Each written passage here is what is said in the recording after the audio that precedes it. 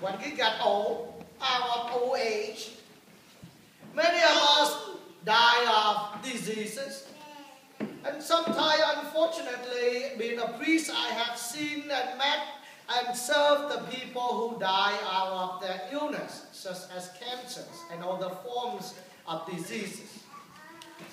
But even with those dying, at least in this 21st century, we have the morphine, make us feel comfortable. Well, I've never been there. I don't know how comfortable that is, but at least it helps us reducing the physical pain that we have to deal with. Today we hear the story of one kind of dying that neither you and I will be looking forward to. How you feel if they tie you to the corner there and everybody just put a rock and stone at you until you die. You're talking about a few hours of absolute physical pain.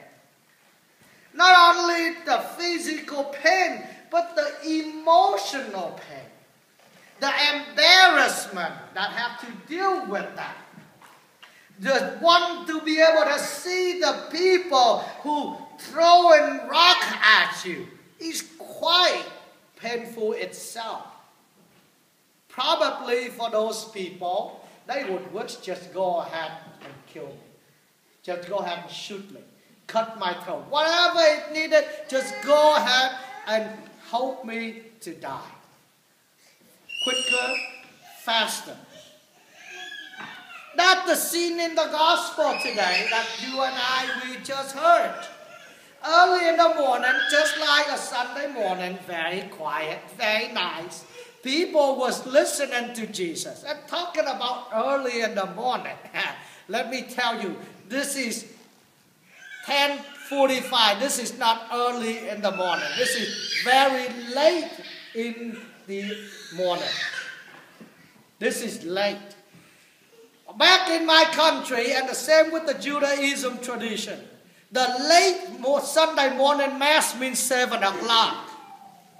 The early one means 4 o'clock in the morning. The later Sunday Mass is 7. And I remember those days. Man, as altar server, at 4 o'clock in the morning they had Mass. 3:30 people gather in the church praying the rosary before Mass every day. As altar server, I have to show up before 3:30 and prepare the altar because the priest doesn't want us to walk up and down the altar when people pray. So I know what that means early. Now, when they talk early in the morning, people was gathering to listen to Jesus. You're talking about before dawn. Now, by that time, many of you and we just went to bed. So you talk about people must like Jesus very much. Probably they like him. Probably they like the masses. But for whatever reason that is, they made a point to waking up early to show up to listen to this guy. And they was attentively listening. Suddenly they hear noises. People screaming. You hear people coming, screaming, yelling, just like victorious, just like they receiving a victorious army coming back. And before they can even know anything happened, they saw a woman being thrown right in the middle of the church. I mean, people were like, what the heck's going on? Can you get to shut up? Like people would be screaming versus this man coming in. Jesus was probably being shocked. He was trying to figure out what's going on. What's the deal here? Well, they didn't let him bet so many guessing. They said to Jesus, this woman right here, you see him now, is being caught in a very act of adultery. You know what that means by being caught in a very act? That's no possibility. There's no but if. It's meant, doesn't matter, you can hide Johnny Cochran, is that what his name? He's still guilty, okay? It doesn't matter who you hired. I don't care. I mean, you done. Finisto in Spanish, that's what they say. Finisto, you done. She was being caught in a very act. And it's not just one person caught her. The whole group of us caught her. We had witnesses all together. And they didn't even give Jesus a choice. According to the law of Moses, they throw right in, right? According to the law of this country, this woman will be stoned. You have to remember their language they used. They didn't use according to the law of Moses. These people have to be stoned to death. They say, well, we have to stone. You know why? Since the Romans took over the Judaism country, the Jews are no longer condemn anybody to death. Only the Romans could. Remember Jesus.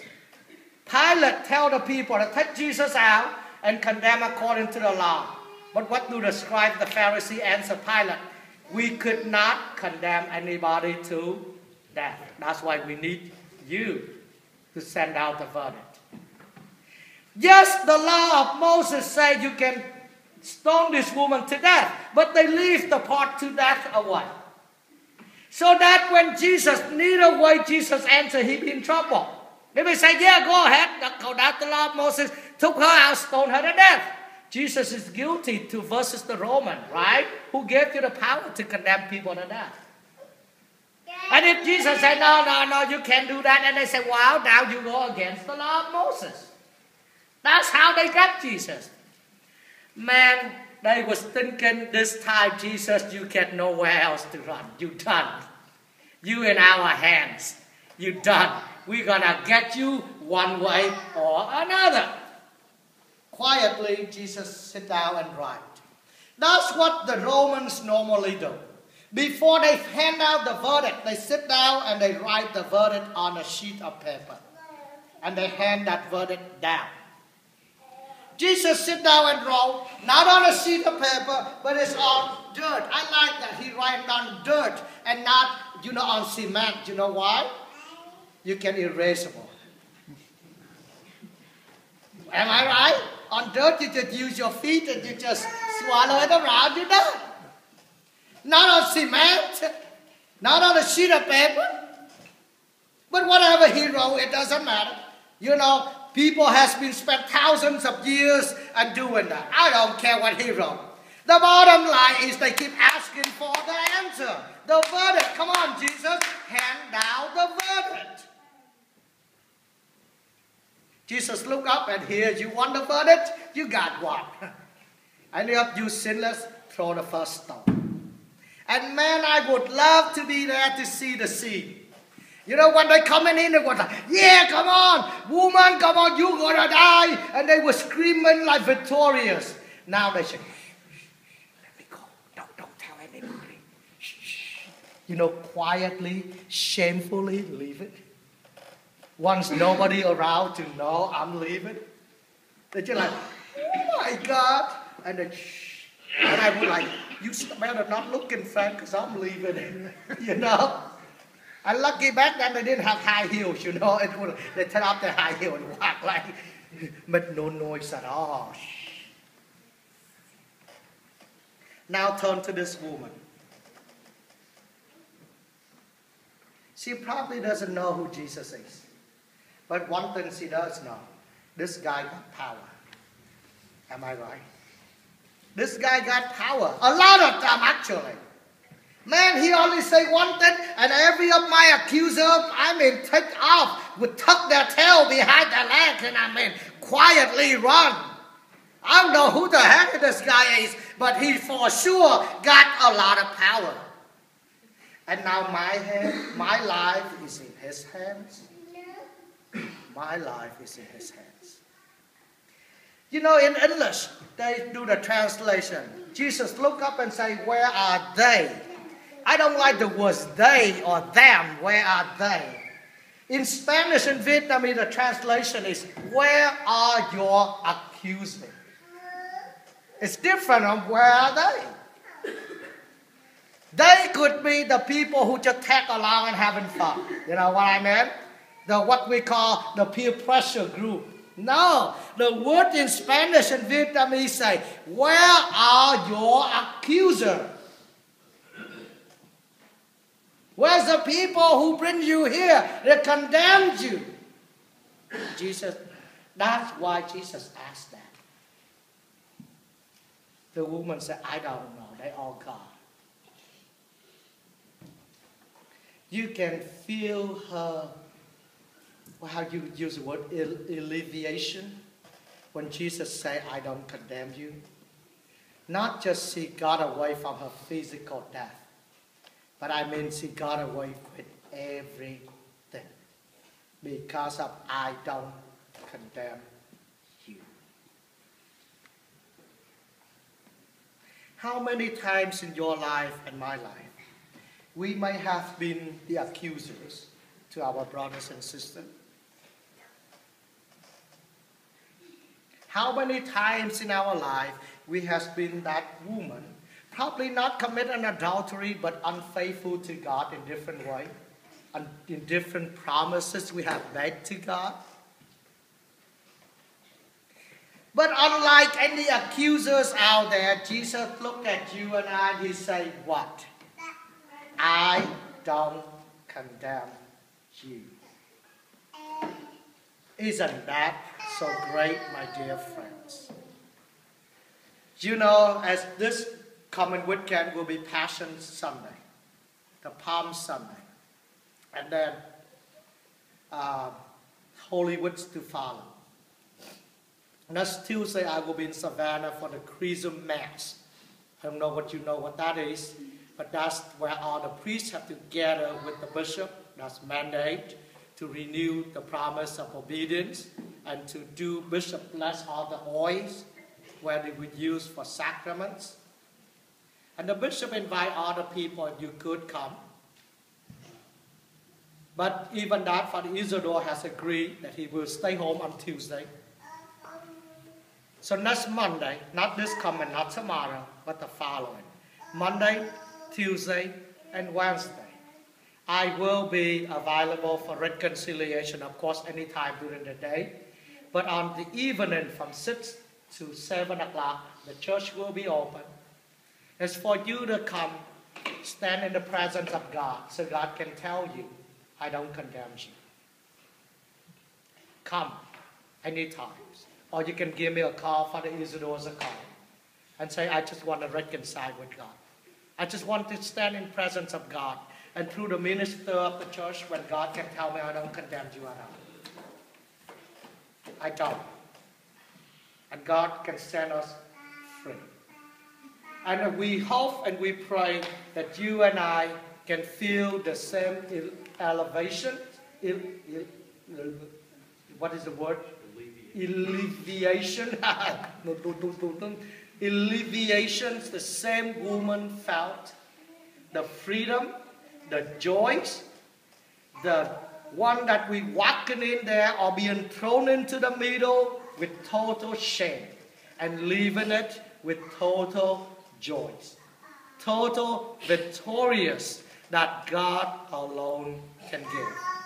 And when we can do that, my dear friends, we can enter the Holy with rejoicing. Rejoicing not because we're perfect, but because we are sinners. And because of our sins, He dies for you and for me, so that we can rise again with Him. So please, don't let this opportunity pass away from you. Come, rejoice, and receive the joy that God alone can give. And finally, happy St. Patrick's Day for some of you who celebrate St. Patrick's Day. I can see who's that in the church now. Some of the green. And for that, I just like to tell you, that's the end of my story. But since Patrick is no longer here, I can tell the jokes. You know, I used to go to high school with half of my class was from India or Pakistan, you know, from that ancient. And you know, like the Filipinos and the Spanish, they cannot say the word V. They always say B. Like vivo, they say vivo. You know, vámonos instead of vámonos. And the Vietnamese can never have the word ending sounds like the I am not. You got to get that out because we don't have it. You know what the Indians have to do with that, right? You know, they say, if you now call for technical support from any computer, who do you got? You got a Pakistani or Indians on the phone, right? And you have a hard time hearing even credit card now. And I mean, like somewhere in India or somewhere. So Bill Gates was hiring somebody to do that, to do a job. And Bill Gates said, well, you're very good, you're qualified.